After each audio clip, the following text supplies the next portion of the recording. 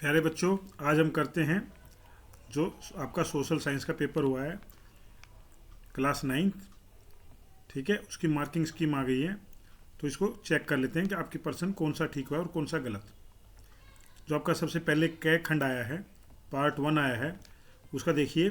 पहले का आंसर जो है सी है, जिसमें सी में ऑप्शन फर्स्ट, सेकंड और थर्ड तीनों है। अर्थात पहले का सी, दूसरे का सी चीन, तीसरे का जो आपका आंसर है वो डी 15 से लेकर 59 तक आयु वर्ग तक जो आपका आंसर है वो। चौथे का जो आंसर है वो डी है। पांचवें का आंसर बी है लोकतंत्र। और छठे का आंसर है जो खनन है, जो द्वितीयक क्षेत्र। सातवें का जो आंसर है हिमालय पर्वत। आठवें का आंसर जो है केवल एक, अर्थात ए वाला, जिसमें केवल एक लिखा है। और नौवें का देखेंगे आप, नौवें का आंसर सी है, जिसमें सी में लिखा हुआ है ए सही है लेकिन आर गलत है, अर्थात नौवें का सी। 10वें का देखिए, 10वें का जो के है डी पार्ट ठीक है आपका, केवल third, second, third and fourth सही है जिसमें लिखा है। 11वें पाजिए, 11वें का आंसर बी ठीक है। ठीक है, 12वें का आंसर डी ठीक है, जिसमें लिखा हुआ है कावेरी द्रोणी। 13वें का आंसर बी ठीक है, जिसमें लिखा है कथन एक गलत है और सेकंड सही है।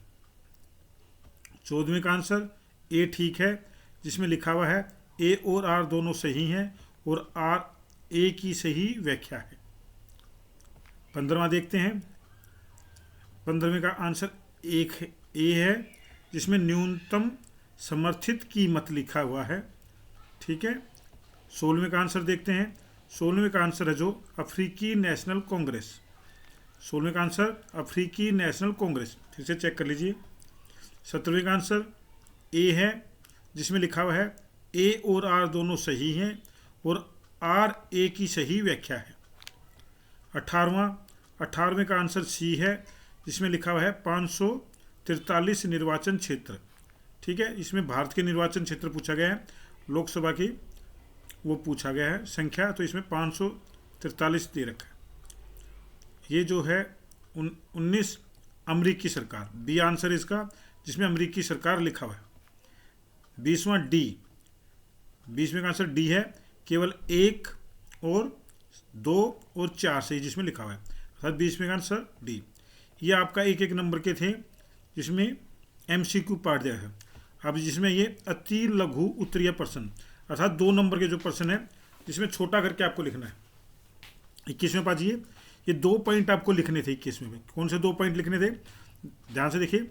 शासन के लिए केंद्रीयकृत नियोजन व्यवस्था लागू करना, शासन के लिए केंद्रीयकृत नियोजन व्यवस्था लागू करना। और दूसरा पॉइंट बनाना था आपको, औद्योगिक विकास को बढ़ावा देने के लिए कीमत स्थिर करना। अगर हमें उद्योगों को बढ़ाना है तो उसकी कीमत हमें एक रखनी होगी। कोई बी वाला पार्ट करके आया है, अथवा वाला पार्ट, तो कोई बात नहीं, उसके भी आंसर देखते हैं। 85% जनता आजीविका के लिए खेती पर निर्भर है। ये भारत में कितनी परसेंट जनता जो खेती पर निर्भर है, 85%। और नंबर 2 जो है, रूस अनाज का सबसे बड़ा निर्यातक था, ये देखिए था है नहीं, था। ठीक है, तीसरा उद्योग बहुत कम थे, इसमें 3 पॉइंट दिए गए हैं आपको, पहले वाले में 2 पॉइंट दिए गए। 22वें प्रश्न पे आ जाइए, इसमें आपको 3 पॉइंट है में, अगर आपको तीनों पॉइंट लिख के आए होंगे तो आपको 2 नंबर पूरे मिलेंगे, वरना आपका नंबर कटेगा।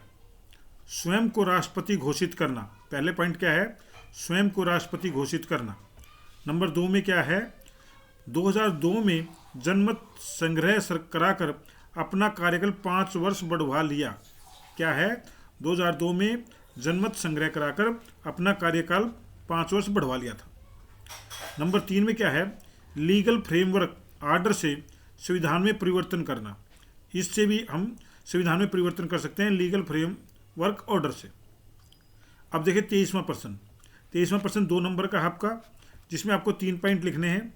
भारतीय भूभाग का कुल क्षेत्रफल इतने लाख वर्ग किलोमीटर है। कितने लाख किलोमीटर है, 32.8 लाख वर्ग किलोमीटर है भारत का भूभाग। भारत विश्व का 7वां बड़ा देश है। क्षेत्रफल की दृष्टि से देखेंगे तो भारत 7वां बड़ा देश है। स्थल सीमा रेखा 15,200 किलोमीटर है। स्थल की जो सीमा रेखा है 15,200। अब देखिए 24 में बेरोजगारी के ऊपर है कि क्या चीज़ है। बेरोजगारी आपको इसको मेन पॉइंट देना है और उसमें लिखना है जब प्रचलित मजदूरी की दर पर काम करने के लिए इच्छुक लोग रोजगार नहीं पा सके। उदाहरण भी देना है इसका जरूर, वरना इसके 2 नंबर पूरे नहीं मिलेंगे अगर आप उदाहरण नहीं देंगे तो। विशेष नामक व्यक्ति लकड़ी की कुर्सी बनाने का काम करता है। बाजार में प्लास्टिक की कुर्सियां आने से उसे प्रतिदिन काम नहीं मिल पाता है और जिस दिन मिलता है तो वहां प्रचलित दर पर नहीं मिलता। इस तरह उसे बेरोजगारी से जूझना पड़ता है। 25वां प्रश्न देखिए। 25 में लघु उत्तरीय है। ये 3 नंबर पे थे। पहला लघु उत्तरीय 2 नंबर है, ये 3 नंबर का है। इसमें 3 पॉइंट या 4 पॉइंट आप लिखेंगे 3 नंबर का है। 25वें में क्या लिखेंगे? ए में अमेरिकी क्षेत्रों को स्वतंत्र कराने के लिए ब्रिटेन से लंबे समय तक युद्ध चलना। नंबर 2 वर्साय महल व राजदरबार की शान शौकत में खर्च फिजूल तरीके से। और नंबर 3 नियमित प्रशासनिक खर्च। और चौथा और लास्ट केवल तीसरे एसेस से प्राप्त करना होगा। ये बी वाला पार्ट है, अथवा वाला। हो सकता है आप ये अथवा वाला और वाला करके आए हों तो उसके भी आंसर देख लीजिए। गणतंत्र के शत्रुओं की गिरफ्तारी व उन पर मुकदमा चलाना। नंबर 2 मजदूरी व कीमतों की अधिकतम सीमा तय करना। नंबर 3 समता रोटी खाना अनिवार्य करना। नंबर 4 क्या है? शितोन येन व शितोन इन शब्द संबोधन के लिए शुरू करना। 26वां देख लीजिए। ये जो है अक्षांश और ऊंचाई के बारे में बता रखा है इसमें, जो आपसे पूछा गया उष्ण कटिबंधीय एवं उपोष्ण कटिबंधीय जलवायु, ये आपको आंसर देना है। ऊंचाई कितनी है? हिमालय द्वारा मध्य एशिया की ठंडी हवाओं को रोकना। ऊंचाई लिख करके ये आपको लिखना है, हिमालय द्वारा मध्य एशिया की ठंडी हवाओं को रोकना। और वायुदाब में क्या लिखेंगे आप? उत्तरी पूर्वी पारिवारिक पवनों द्वारा क्षेत्र। और चौथा धरातलीय पवने। चौथे में क्या है? धरातलीय पवने। अब देखिए 27वें प्रश्न में कार्ल मार्क्स के विचार पूछा गया आपसे, तो आप ऐसे डाल देंगे कार्ल मार्क्स के विचार, हेडिंग बना देंगे। और कार्ल मार्क्स के क्या विचार थे? औद्योगिक समाज पूंजीवादी समाज है। नंबर 2 पॉइंट्स में पूंजीपतियों का मुनाफा मजदूरों की मेहनत से पैदा होता है। जब तक निजी पूंजीपति इस तरह मुनाफे का संग्रह करते रहेंगे तब तक मजदूरों की स्थिति में सुधार नहीं हो सकता। शोषण से मुक्ति के लिए मजदूरों को अत्यंत भिन्न किस्म की समाज बनाना होगा। ये कार्ल मार्क्स के विचार है। 28वां प्रश्न देख लीजिए। 28वें प्रश्न में क्या है? जनता को संबंधित निर्वाचन क्षेत्र के सभी उम्मीदवारों, उनके दलों, विचारों, नीतियों से परिचित होने का अवसर मिलता है। 28वां पहला 1। नंबर 2 बेहतर प्रतिनिधि के चयन के लिए आधार पर तय करने का अवसर मिलता है। नंबर 3 चुनाव चर्चाओं में पक्ष विपक्ष भाषणों में शामिल होने का अवसर मिलता है। और नंबर 4 राजनीतिक ज्ञान में वृद्धि होती है।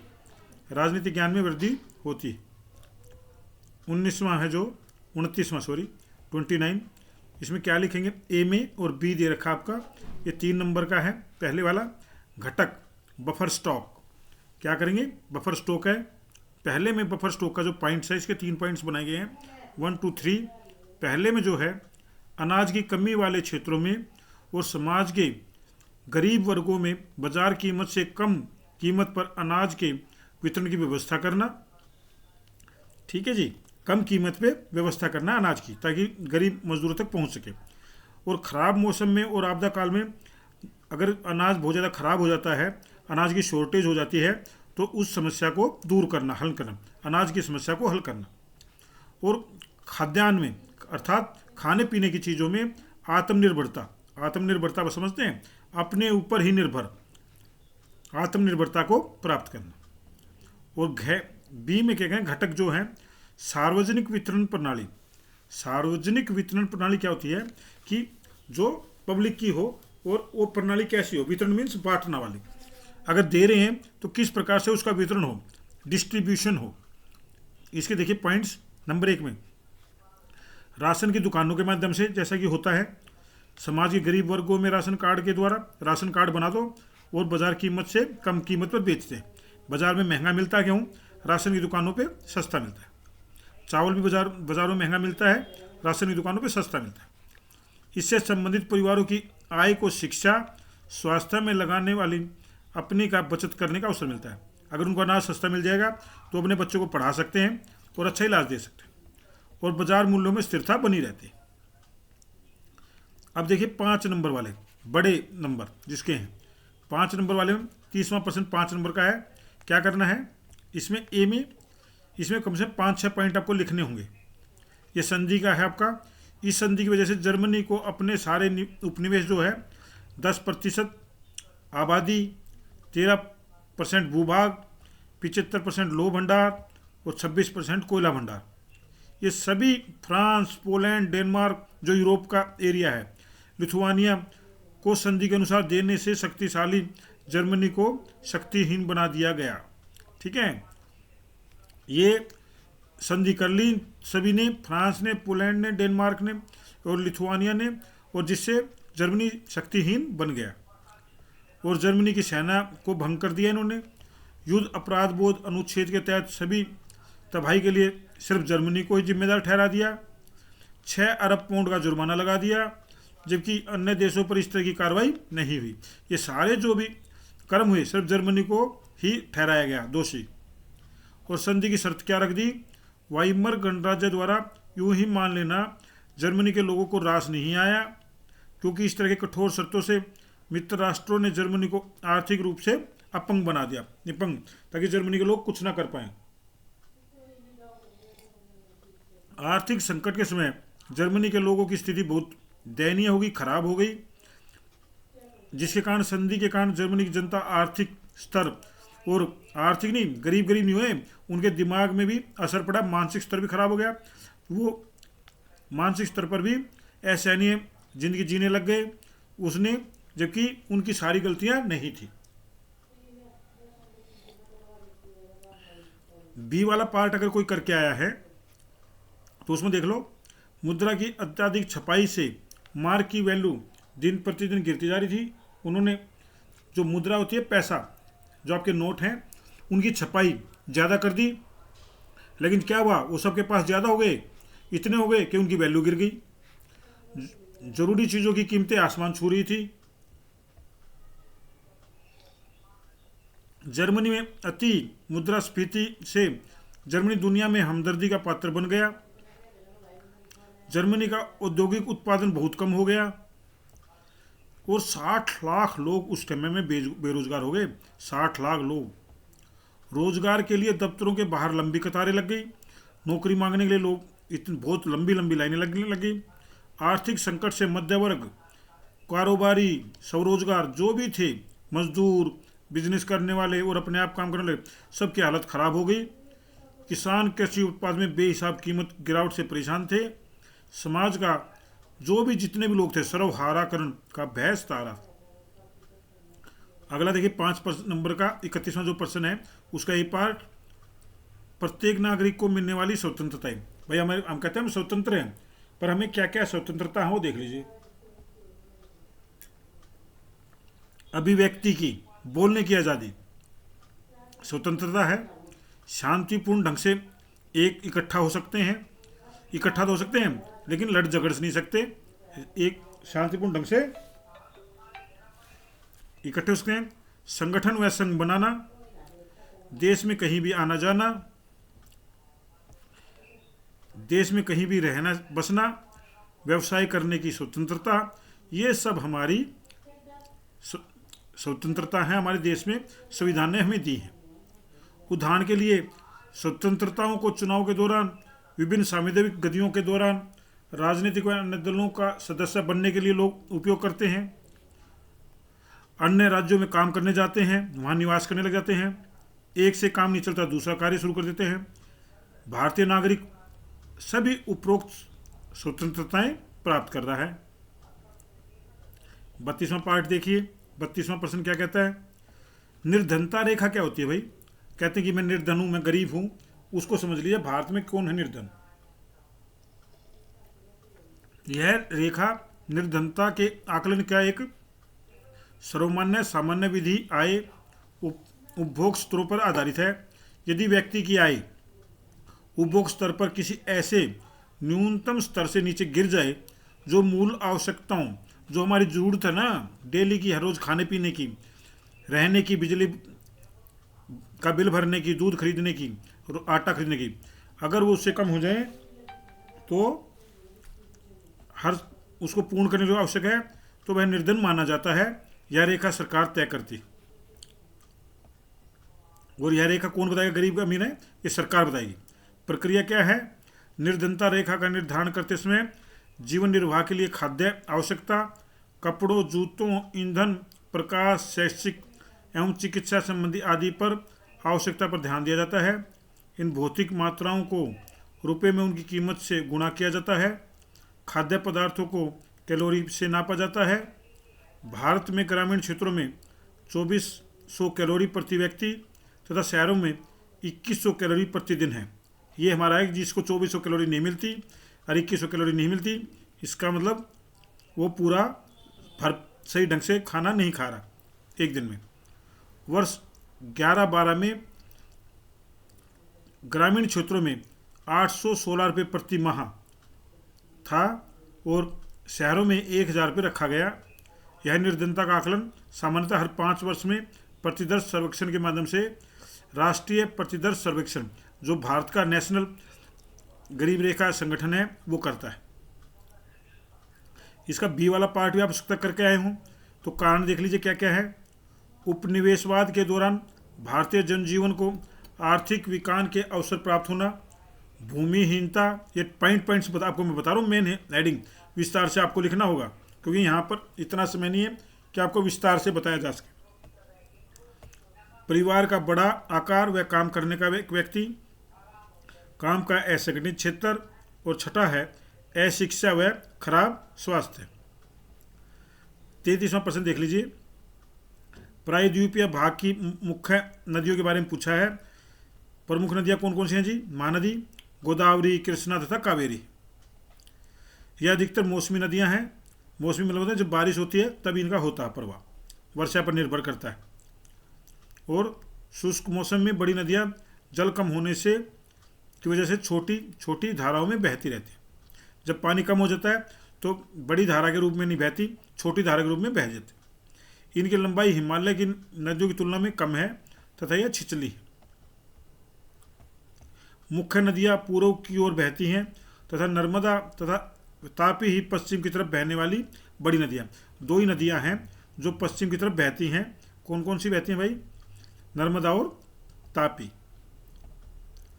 गोदावरी द्रोणी को बड़े आकार और विस्तार कहानी से दक्षिणी गंगा के नाम से जाना जाता है। ये नदियों के बारे में प्रश्न था जो आपको बताएगा। इसमें बी में भी नदियों के बारे में बात किया गया है जिसमें मीठे पानी वगैरह के बारे में जिक्र किया गया है। मीठे पानी की अधिकांश झीलें हिमालय में हैं।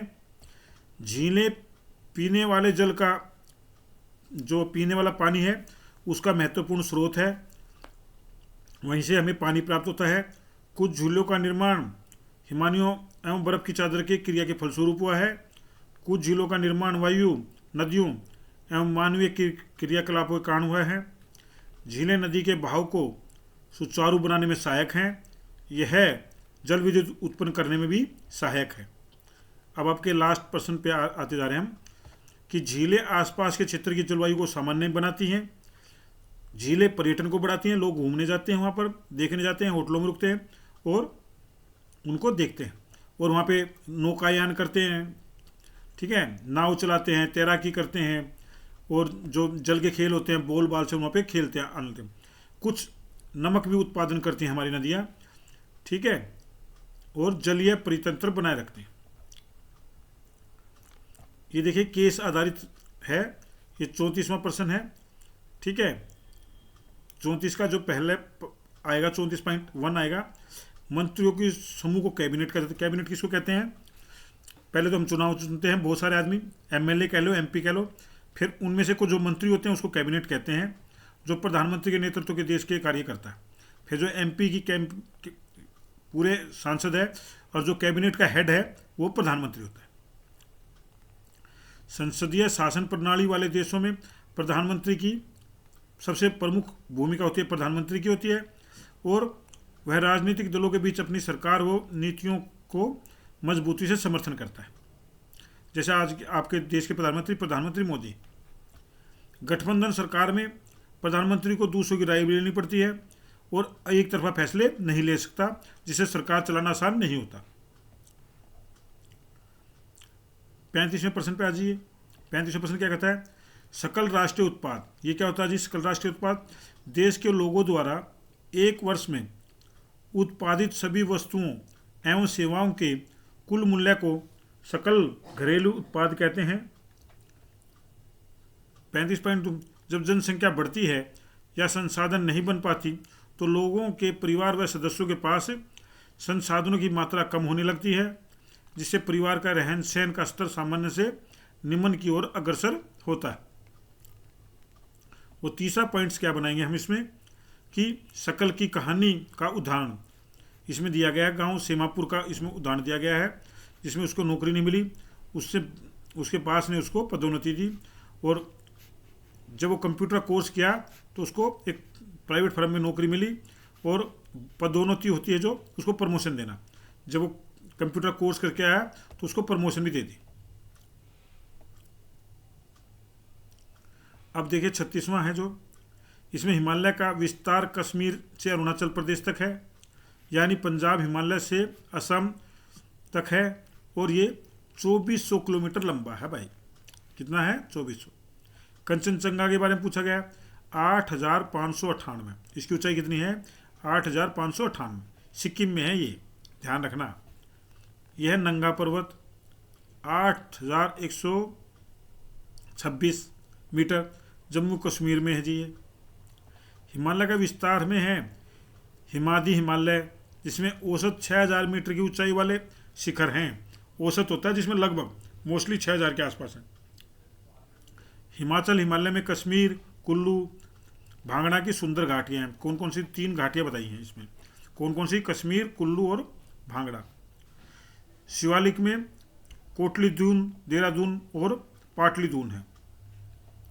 अब जो आपका ये लास्ट प्रश्न जो आया है ये मानचित्र से संबंधित है, जिसमें आपको मानचित्र दिखाना है, विश्व का मानचित्र और भारत का मानचित्र आपको बनाना है, उसके बारे में जो भी पूछनी है, ठीक है। ये आपका पेपर था।